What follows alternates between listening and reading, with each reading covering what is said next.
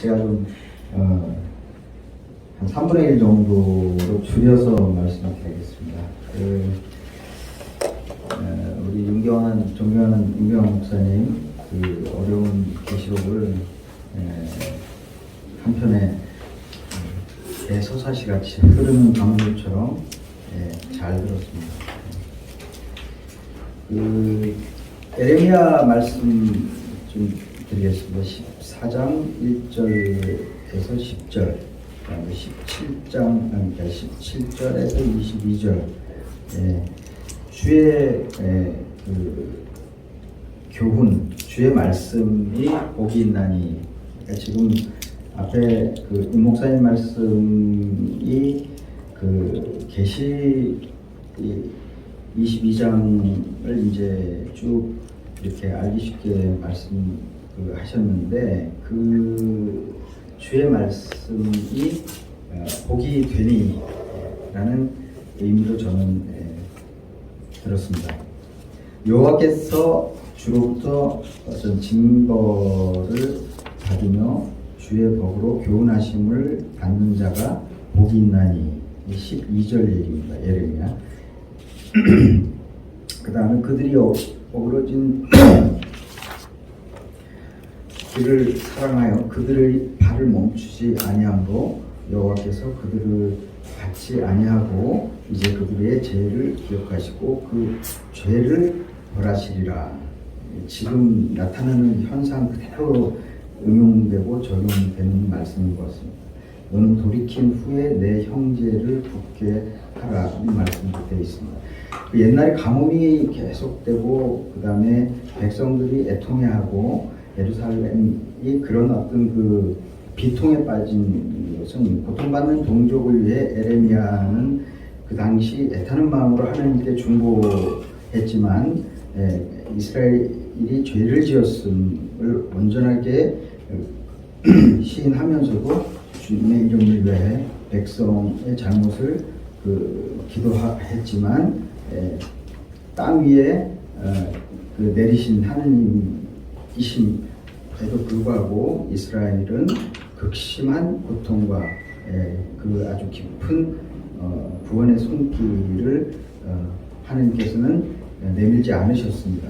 그 모습은 마치 지나가는 나그네나 떠돌이같이 이 방랑자처럼 정처 없이 떴다방처럼 이스라엘에 대해 아무런 믿음과 애정이 없어 보인다고 판단했을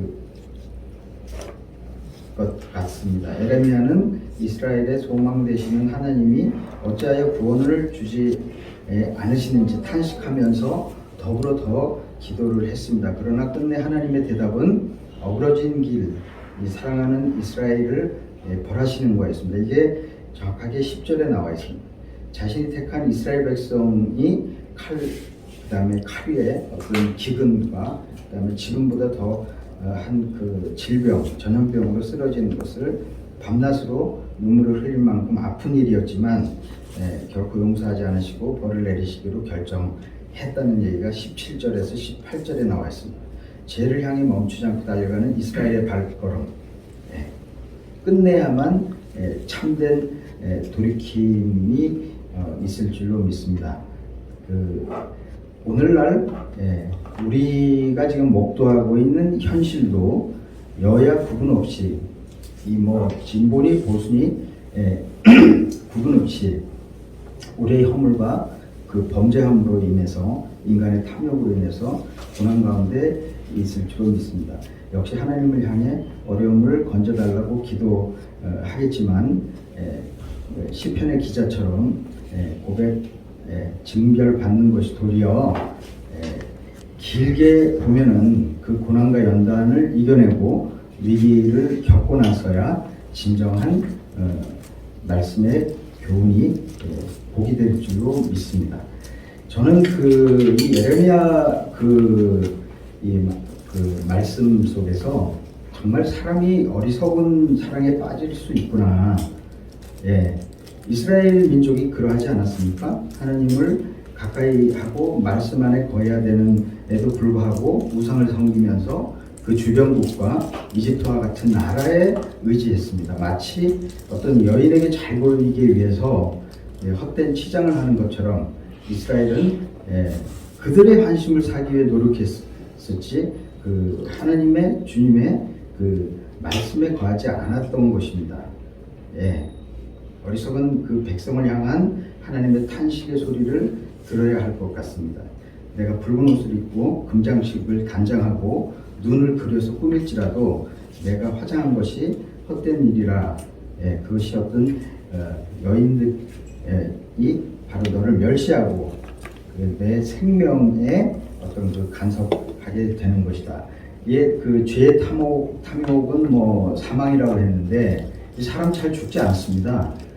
병들거나 오히려 정말 그 죽어야 될 사람들이 굉장히 비참하게 오래 사는 경우가 많습니다. 그리고 정말 아까운 사람들, 정말 오래 이렇게 선하게 착하게 아주 애틋한 그런 생명들이 그냥 소리 없이 이렇게 일순간 쓰러져 가는 사건들을 우리는 가끔 이렇게 보게 됩니다.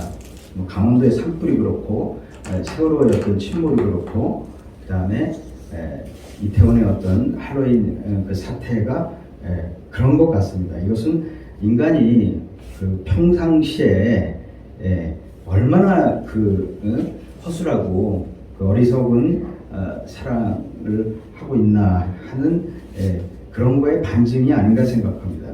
태생적으로 성경 말씀 안에는 그 인간은 어떤 본연의 그 심성이나 본성이 아주 선하고 아주 지니어스한 어떤 거룩한 존재로서의 창조성을 가지고 태어난다고 생각합니다. 적어도 사는 동안 어떤 생명이 있는 동안 어떤 부활이나 영생을 이야기하기 전에 본인 자신이 잘할 수 있는 어떤 그런 일을 또 정말 본인 그 육체와 정신과 어떤 생각과 이런 것을 어떤 선한 어떤 그 도구로서 사는 동안 삶의 어떤 진정한 생산성 이걸 높여야 한다고 생각합니다.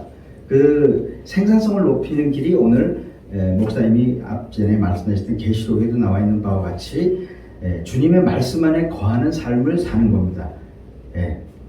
말씀만에 거하는 그 자는 어떠한 환경에서도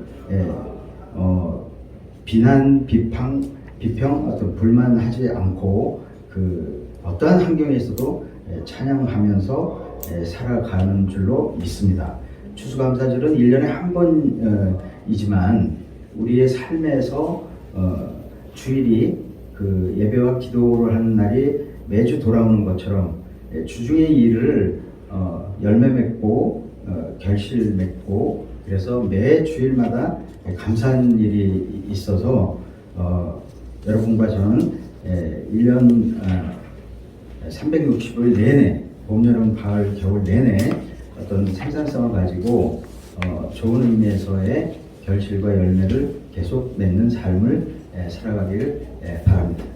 네.